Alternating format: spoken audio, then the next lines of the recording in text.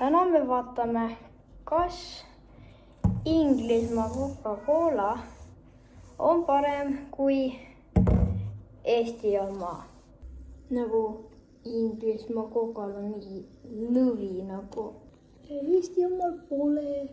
See on Inglismaa, see on Eesti.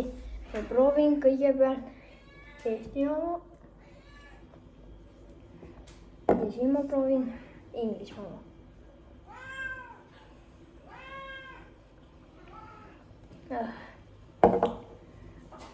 Inglismaa oma on nagu suhkrusem.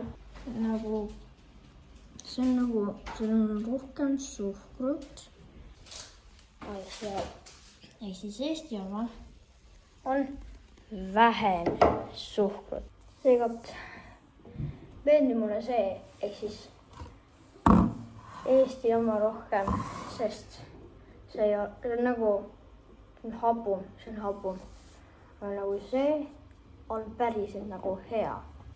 Järgmisena me vaatame, kas Inglismaa šokolaad on parem kui Eesti oma. Ehk siis meil on Eestis pakutud välja Anneke ja Snowball on Inglismaa. Okei, nii meil on siin Inglismaa šokolaad ja me sööme seda ilusasti taldriku pealt. Ja et olla ekstra viisakas, me sööme seda noa ja kahvliga. See on nii kõva, et nagu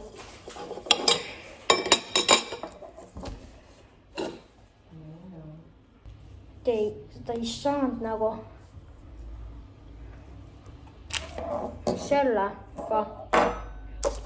sellega kahvlinooga ei saanud süüa. Seega me ei saa olla nii viisakad.